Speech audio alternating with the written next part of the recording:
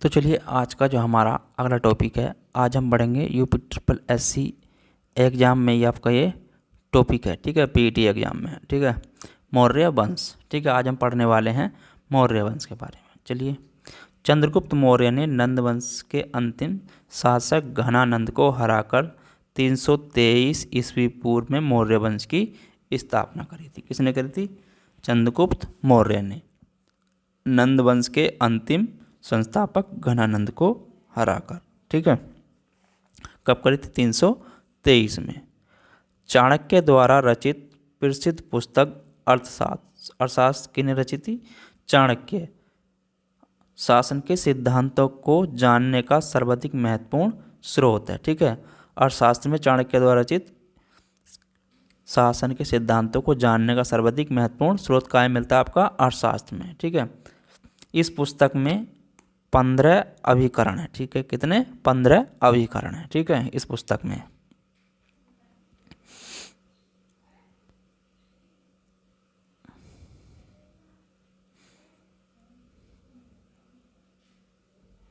ठीक है, चलिए आगे बात करते हैं।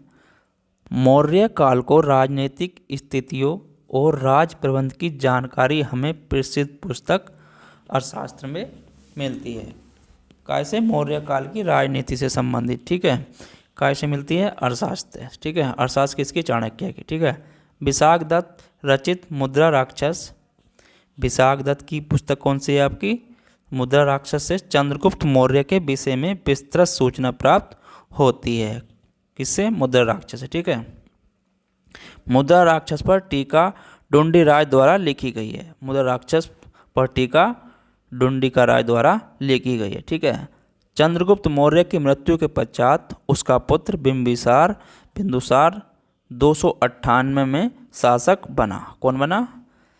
बिंदुसार, चंद्रगुप्त मृत्यु के बाद। ठीक है, मेगास्थनीज के अनुसार भारतीय समाज में दास प्रथा प्रचलित नहीं थी। ठीक है, मेगास्थनीज ने कहा कि भारतीय समाज में दास प्रथा प्रचलित नहीं है। ठीक है,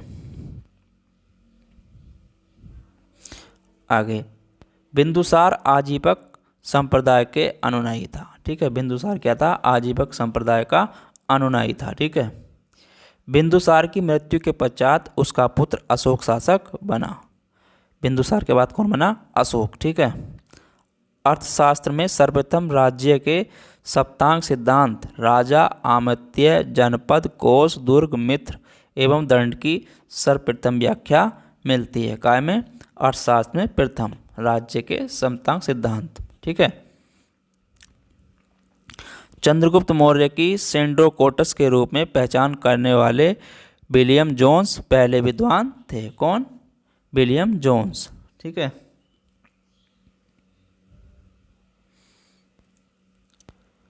प्लूटार्क एवं एरियन ने चंद्रगुप्त मौर्य को एंड्रोकोटस के रूप में वर्णित किया है। प्लूटर्स एवं एरियन ने चंद्रगुप्त मौर्य को एंड्रोकोटस के रूप में वर्णित किया है। ठीक है, चंद्रगुप्त मौर्य की दक्षिण विजय की पुष्टि जैन एवं तमिल साक्ष्य से होती है। ठीक है, चंद्रगुप्त मौर्य ने जो दक्षिण विजय की थी उसकी पुष्टि कहाँ से होती है? जैन एवं तमिल साक्ष्य से। ठीक है, प्रमुख भारतीय राजा एवं उनकी उपलब्धियां। ठीक है, आप पढ़ेंगे प्रमुख जो राजा थे मौर्य वंश के उसकी उपलब्धियां। ठीक है, उपाधियां। बिंदुसार अमित्र घात। ठीक है, बिंदुसार को की उपाधियां क्या थी? अमित्र घात। अशोक की प्रियदर्शी देवनाम प्रिय अशोक वर्धन। ठीक है, समुद्रगुप्त की क्या थी? कविराज, अप्रतिरथ, परम भागवत, भारत का नेपोलियन। किसे कहते हैं? समुद्रगुप्त को। ठीक है, चंद्रगुप्त प्रथम की उपाधि क्या थी? महाराज धीराज। ठीक है, चंद्रगुप्त द्वितीय को विक्रमादित्य, परम भागवत। ठीक है, हर्षवर्धन की उपाधि विशाल दत्य, परम भट्ट, टारक। ठीक है, कनिष्क की उपाधि देवपुत्र। क्या थी? देवपुत्र। ठीक है, अब पढ़ेंगे हम सम्राट अशोक के बारे में। ठीक है, अशोक 273 ईस्वी पूर्व में अशोक सम्राट बना। कब बना अशोक? 273 ईस्वी पूर्व में। ठीक है, मौर्य साम्राज्य का वह महानतम शासक था। ठीक है, मौर्य साम्राज्य का सबसे महान शासक कौन था? अशोक। ठीक है, अशोक का वास्तविक राज्याभिषेक 269 ईस्वी में हुआ। कब हुआ? 269 ईस्वी पूर्व में हुआ। ठीक है, पुराणों में अशोक को अशोकवर्धन कहा जाता है। ठीक है, अशोक को क्या कहा जाता है? अशोकवर्धन। ठीक है, राज्याभिषेक सम्राट बनने से पूर्व अशोक उज्जैन का राज्यपाल था। ठीक है, शासक बनने से पहले वो क्या था? उज्जैन का राज्यपाल। ठीक है, भारत में शिलालेख का प्रचलन सर्वप्रथम अशोक ने किया। ठीक है, भारत में शिलालेख का जो प्रचलन हुआ है वो किसने करा था? सर्वप्रथम अशोक ने। ठीक है, अभिलेखों में अशोक को देवनाम प्रिय, शिलालेखों में क्या कहा जाता है? देवनाम प्रिय, देवनाम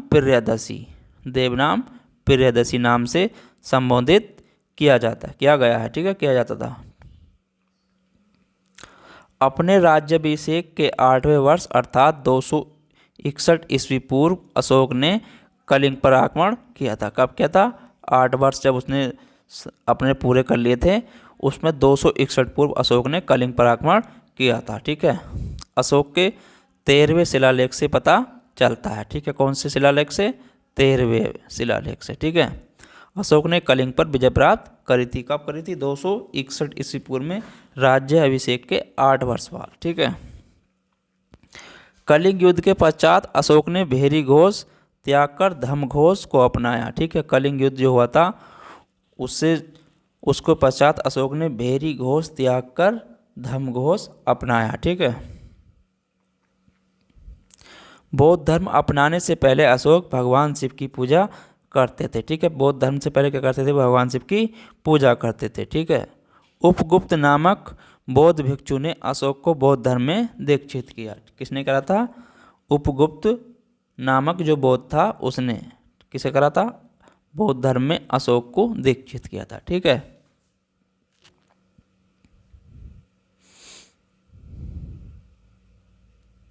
अगला, अशोक की माता का नाम क्या था? शुभ्रांगी। ठीक है, शुभ्रांगी। अशोधमित्रा एवं कारुबाकी अशोक की पत्नियां थी। अशोधमित्रा एवं कारुबाकी अशोक की 2 पत्नियां थी। ठीक है, अशोक की एक अन्य पत्नी नागदेवी से महेंद्र पुत्र तथा संघमित्रा पुत्री का जन्म हुआ। ठीक है, अशोक की एक अन्य पत्नी जो थी उस नागदेवी, उससे महेंद्र पुत्र और संघमित्रा का जन्म हुआ। ठीक है, बौद्ध धर्म के प्रचार एवं प्रसार के लिए अशोक ने अपने पुत्र महेंद्र तथा पुत्री संघमित्रा को श्रीलंका भेजा। ठीक है, बौद्ध धर्म के प्रचार के लिए अशोक ने किसे भेजा था? महेंद्र तथा संघमित्रा को। ठीक है, कहाँ भेजा? श्रीलंका। अशोक के धम्म के प्रमुख सिद्धांत। ठीक है, धम्म के प्रमुख क्या सिद्धांत थे? बड़ों का आदर करना, छोटों के प्रति उचित व्यवहार, सत्य भाषण, अहिंसा और दान, पवित्र जीवन, सत्य, शुभ कर्म, धार्मिक सहनशीलता। ठीक है, अशोक के धम्म के प्रमुख सिद्धांत थे। ठीक है, अशोक के प्रमुख अभिलेख। अशोक के अभिलेखों को 3 भागों में बांटा गया है: शिलालेख, स्तंभलेख तथा गुहालेख। ठीक है, कौन सा? शिलालेख, स्तंभलेख या गुहालेख। ठीक है, शिलालेख में अशोक की धार्मिक यात्राओं, धर्म के नियमों, अहिंसा की नीति के विषय में लिखा गया है। ठीक है, बृहद शिलालेखों की संख्या कितनी है आपकी? 14। ठीक है, जो 8 विभिन्न स्थलों शाहबाजगढ़ी, मानसेहरा, गिरनार, धौली, कालासी, जोगढ़, सोपरा तथा एंटागुड़ी से प्राप्त हुए। ठीक है, 14 अभिलेख जो 8 विभिन्न स्थलों से मिले थे। ठीक है, गिरनार, कालसी और मेरठ के अभिलेख ब्राह्मी लिपि में हैं। ब्राह्मी लिपि में कौन से हैं आपके? गिरनार, कालसी और मेरठ के अभिलेख। ठीक है, दीर्घ स्तंभ लेखों की संख्या 7 है। दीर्घ स्तंभ लेखों की संख्या कितनी थी? 7, जो 6 पाषाण स्तंभों पर उत्कीर्ण है। ठीक है, जो पाषाण स्तंभों पर उत्कीर्ण है। ठीक है, प्रयाग स्तंभ लेख प्रारंभिक कौशाम्बी में स्थित था। जो प्रयाग स्तंभ लेख था वो प्रारंभिक क्या था, कौशाम्बी में था, जिसे बाद में अकबर ने इलाहाबाद के किले में स्थापित किया। जिसे ठीक है, बाद में अकबर ने इसे इलाहाबाद के किले में लगा दिया। ठीक है, पहले कहाँ था, प्रयाग स्तंभ जो कौशाम्बी में स्थित था। ठीक है, सारनाथ तथा सांची के लघु स्तंभ लेखों में अशोक ने अपने महामात्रों को संघभेद रोकने का आदेश दिया। ठीक है, सारनाथ तथा सांची के लघु स्तंभ लेखों में अशोक ने अपने महामात्रों को संघभेद रोकने का आदेश दिया। ठीक है, कौशाम्बी स्तंभ लेख को रानी का अभिलेख भी कहा जाता है। क्या कहा जाता है, रानी का अभिलेख भी। ठीक है, इस अभिलेख में अशोक की पत्नी कारुबाकी तथा उसके पुत्र धीवर का उल्लेख मिलता है। ठीक है, रुमेनदेही अभिलेख में अशोक की कर नीति की जानकारी मिलती है। ठीक है, इस अभिलेख को आर्थिक अभिलेख भी कहते हैं। यह सबसे छोटा अभिलेख है। कौन सा, आर्थिक अभिलेख मतलब रुमनीदेही अभिलेख। ठीक है, रुमनीदेही अभिलेख। अशोक की राजकीय घोषणाएं जिन स्तंभों पर उत्कीर्ण हैं उन्हें साधारण तौर पर लघु स्तंभ लेख कहा जाता है। ठीक है, क्या कहा जाता है, लघु स्तंभ लेख कहा जाता है। ठीक है, गुहा लेख गुफाओं में उत्कीर्ण लेख हैं। गुहा लेख गुफाओं में उत्कीर्ण लेख हैं। ठीक है, गुहा लेख धार्मिक सहिष्णुता का परिचायक है। ठीक है, बौद्ध धर्म ग्रहण करने के पश्चात उन्होंने बिहार एवं आखेट यात्रा रोक दी। ठीक है, अशोक ने उसके स्थान पर धर्म यात्राएं शुरू की। ठीक है, बाद में क्या करा उन्होंने, धर्म यात्राएं शुरू की। ठीक है, अशोक के शासनकाल में रज्जु को आधुनिक जिलाधिकारी को राजस्व एवं न्याय दोनों क्षेत्रों में अधिकार प्राप्त था। ठीक है, अशोक के शासनकाल में।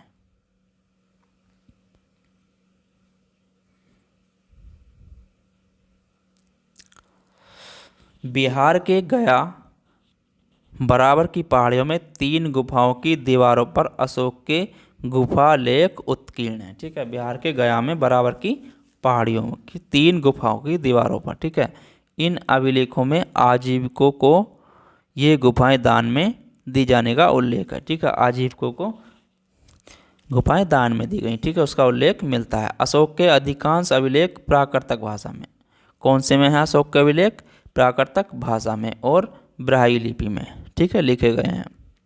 अशोक के केवल 2 अभिलेख शाहबाजगढ़ी और मानेसहरा को खरोष्ट लिपि में लिखा गया है। ठीक है, 2 अभिलेख कौन से, शाहबाजगढ़ी और मानसेहरा की लिपि कौन सी है, खरोष्टी। ठीक है, प्राचीन भारत में खरोष्टी लिपि दाएं से बाएं लिखी जाती थी। खरोष्टी लिपि दाएं से बाएं लिखी जाती थी। ठीक है, तक्षशिला तथा लग्मान से अरामेक लिपि में अभिलेख मिले हैं। कौन सी लिपि थी, अरामेक लिपि। ठीक है, तक्षशिला तथा लग्मान से अरामेक लिपि में अभिलेख मिले हैं। ठीक है, कंधार के पास यूनानी और अरामेक लिपियों में लिखा द्विभाषीय अभिलेख प्राप्त हुआ है। कहाँ से, कंधार के पास से। ठीक है, अरामेक लिपि और द्विभाषीय लिपि। ठीक है, मास्की नेत्र गुर्जरा उदय गोलम अभिलेखों में अशोक का उल्लेख है। ठीक है, काय का, अशोक का उल्लेख है। ठीक है, 1837 ईस्वी में जेम्स प्रिंसेप ने सर्वप्रथम अशोक के अभिलेखों को पढ़ा था। किसने, जेम्स प्रिंसेप ने। ठीक है, अशोक के स्तंभ एकासम अर्थात एक ही पत्थर से तराश कर बनाए गए हैं। ठीक है, अशोक के स्तंभ एक ही पत्थर से तराश कर बनाए गए हैं। ठीक है, सांची का स्तूप, भारूत का स्तंभ तथा सारनाथ के धर्मराजी का स्तूप का निर्माण अशोक ने करवाया था। ठीक है, किसने करवाया था, अशोक ने। अशोक के प्रधान शिलालेखों में सबसे बड़ा 13वां शिलालेख है। ठीक है, संगम राज्यों चोल पांड्य, सत्यपुत्र एवं केरल पुत्र शांति ताम्रपर्णी श्रीलंका की सूचना अशोक के दूसरे एवं 13वें शिलालेख में मिलती है। ठीक है। अशोक के शिलालेख की खोज 1750 ईस्वी में पादरेटी पेंथलर ने की थी। किसने करी थी? पादरेटी पेंथलर ने। ठीक है, पेंथलर ने। शिलालेखों के अध्ययन को क्या कहते हैं? एपिग्राफी। ठीक है, क्या कहा जाता है? एपिग्राफी। ठीक है।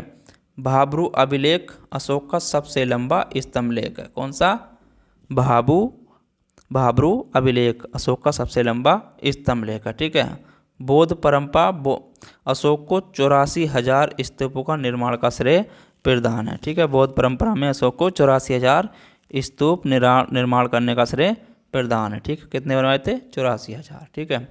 अशोक धर्म के प्रमुख सिद्धांत, अशोक धर्म के मुख्य सिद्धांत क्या थे? कलिंग युद्ध के भीषण रक्तपात को देखकर अशोक का हृदय कांप उठा और उसके पश्चात उसने अहिंसा की नीति को अपनाया। ठीक है, कभी हिंसा न करना। ठीक है। अशोक ने बौद्ध धर्म से दीक्षा ग्रहण की तथा एक नए मत का संस्थापक बन गया जो अशोक के धम्म के नाम से जाना जाता है। ठीक है, कैसे जाना जाता है? अशोक धम्म के नाम से। ठीक है। ठीक है। तृतीय बौद्ध संगीति के बाद सम्राट अशोक द्वारा भेजे गए धर्म प्रचारक कौन थे? ठीक है। तृतीय बौद्ध संगीति जब हुई थी उसके बाद जो उसने धर्म प्रचारक भेजे थे, कहाँ कहाँ भेजे थे? महेंद्र एवं संमित्रा को कहाँ भेजा? श्रीलंका। महादेव को कहाँ भेजा? मैसूर। मझिमझम को कहाँ भेजा? हिमालय। रक्षित को कहाँ भेजा? उत्तरी कनारा। ठीक है। धर्म रक्षित को कहाँ भेजा? पश्चिम भारत। महाधर्म रक्षित को कहाँ भेजा? महाराष्ट्र। ठीक है। महाधर्म रक्षित। ठीक है। महारक्षित को कहाँ भेजा? यवन राज्य। ठीक है। मंझांतिक को कहाँ भेजा? कश्मीर कांधार। ठीक है। अशोक चक्र धर्म चक्र का वर्णन करता है। ठीक है। अशोक का जो चक्र है वो काय का चक्र वर्णन करता है? धर्म चक्र का, जिसमें 24 तिल्लियां हैं। ठीक है, जो हमारे राष्ट्रीय ध्वज में। ठीक है। अशोक चक्र इसलिए कहते हैं क्योंकि लायन कैपिटल सारनाथ सहित सम्राट अशोक द्वारा जारी अशोक के फरमानों पर चक्र उत्तीर्ण किए गए हैं। ठीक है, इसलिए उसे क्या कहते हैं? अशोक चक्र। ठीक है।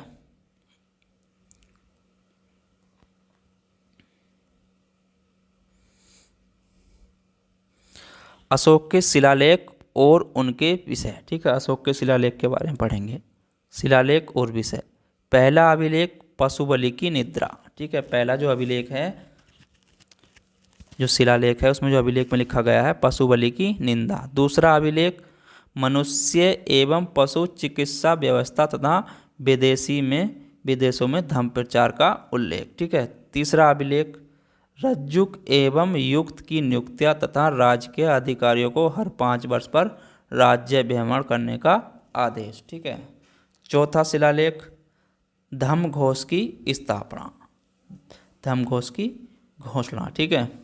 पांचवा शिलालेख धम्म महामात्रों की नियुक्ति। ठीक है, धम्म महामात्रों की नियुक्ति। छठा शिलालेख प्रशासनिक सुधारों एवं आत्मनियंत्रण की शिक्षा, प्रशासनिक सुधारों एवं आत्मनियंत्रण की शिक्षा का उल्लेख। ठीक है। सातवां शिलालेख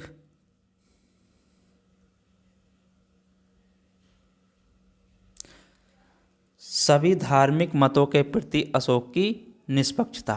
ठीक है। आठवां शिलालेख बोध गया की यात्रा का उल्लेख तथा बिहार यात्रा के स्थान पर धम्म की यात्रा का प्रतिपादन। ठीक है। नौवां शिलालेख सच्ची भेंट तथा सच्चे शिष्टाचार का उल्लेख। ठीक है। 10वां शिलालेख राजा तथा उच्च अधिकारी प्रजा के हित के लिए कार्य करें। ठीक है, 10वां शिलालेख में था। ठीक है। 11वां शिलालेख में क्या उल्लेख था? धम्म नीति की व्याख्या। ठीक है। 12वां अभिलेख धार्मिक सहिष्णुता पर बल तथा स्त्री महामात्रों की नियुक्ति। ठीक है। 13वां शिलालेख कलिंग युद्ध का वर्णन, अशोक का हृदय परिवर्तन तथा धम्म विजय की घोषणा, विदेशों में धम्म प्रचार का उल्लेख। ठीक है। 14वां शिलालेख, पहले 13 शिलालेखों का पुनरावलोकन तथा जनता को धार्मिक जीवन बिताने के लिए प्रेरित किया गया है। ठीक है। अशोक के स्तंभ लेख की बात करें, ये तो शिलालेखों के स्तंभ लेख। ठीक है। प्रयाग इलाहाबाद जो वर्तमान में है, ठीक है, कौन लाया था? ठीक है। दिल्ली टोपरा दिल्ली में है स्तंभ लेख। ठीक है। दिल्ली मेरठ दिल्ली में है। रामपुरवा चंपारण बिहार में। ठीक है। लोरिया अरेराज चंपारण बिहार में है स्तंभ लेख। ठीक है। लोरिया नंदनगढ़ कहाँ है आपका? चंपारण बिहार में। ठीक है। सारनाथ लघु स्तंभ लेख के अशोक स्तंभ पर राष्ट्रीय चिन्ह और राष्ट्रीय वाक्य उत्कीर्ण है। ठीक है। इस स्तंभ पर 4 पशु, बैल, घोड़ा, हाथी एवं सिंह दर्शाए गए हैं। कहाँ के? सारनाथ लघु स्तंभ के लेख पर। ठीक है। राष्ट्रीय चिन्ह और राष्ट्रीय वाक्य। ठीक है। अशोक की धम्म नीति क्या थी? धम्म संस्कृत शब्द का धर्म का प्राकृतक रूप है। ठीक है। धम्म क्या है? धर्म शब्द का प्राकृतक रूप है। ठीक है। धम्म की नीति तत्कालीन अधिकांश संप्रदायों में सिद्धांतों से संगत आचार संहिता थी। ठीक है। क्या थी? धम्म की नीति तत्कालीन अधिकांश संप्रदायों के सिद्धांत से संगत आचार संहिता थी। ठीक है।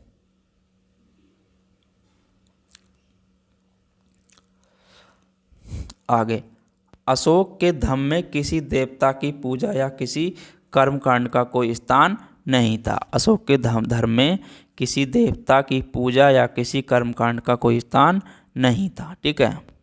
अशोक के धर्म का उद्देश्य विशाल साम्राज्य की स्थिरता एवं शांति प्रदान करना था। ठीक है। धर्म की नीति सहिष्णुता की शिक्षा देती थी। अशोक के 5वें अभिलेख में उल्लेख है कि धर्म के प्रसार के लिए धर्म महापात्र की नियुक्ति की गई है। ठीक है। धर्म की नीति को प्रमुख अभिलेखों पर उत्कीर्ण किया गया है। ठीक है। अन्य महत्वपूर्ण तथ्य, अशोक के अभिलेखों में मौर्य साम्राज्य के 5 प्रांतों का नामों का उल्लेख किया गया है। ठीक है। कलिंग, तोसली, कलिंग की राजधानी क्या थी? तोसली। उत्तरापद की राजधानी क्या थी? तक्षशिला। ठीक है। अवंती राष्ट्र की राजधानी क्या थी? उज्जैनी। ठीक है। दक्षिणापद की राजधानी क्या थी? सुवर्णगिरी। ठीक है। प्राच्य की राजधानी क्या थी? पाटलिपुत्र। ठीक है। मौर्य काल में भाग एवं बलि राजस्व के स्रोत थे। ठीक है। अशोक ने गौतम बुद्ध की जन्मभूमि होने के कारण लुम्बिनी ग्राम का धार्मिक कर माफ कर दिया था। ठीक है। अशोक ने गौतम बुद्ध की जन्मभूमि होने के कारण लुम्बिनी ग्राम का धार्मिक कर माफ कर दिया था और भू राजस्व कर को 1/6 से घटाकर कितना कर दिया था? 1/8। ठीक है। मौर्य शासक चंद्रगुप्त ने गिरनार क्षेत्र में सुदर्शन झील खुदवाई। किसने? मौर्य शासक चंद्रगुप्त ने। कौन सी झील? गिरनार झील। ठीक है। अशोक ने तीसरी ईस्वी पूर्व 3री शताब्दी में इससे नहरें निकलवाईं। उसके बाद क्या करा? अशोक ने इससे नहरें निकलवाईं। ठीक है। चंद्रगुप्त मौर्य एवं अशोक के कार्यों का वर्णन शक छत्रप रुद्रदामन के जूनागढ़ अभिलेख से मिलता है। ठीक है। तो आज का टॉपिक हमारा ख़त्म हुआ। ठीक है। फिर मिलेंगे आपको अगले टॉपिक पर। चलिए चलते हैं। जब तक के लिए धन्यवाद और चैनल को लाइक शेयर सब्सक्राइब करते रहें।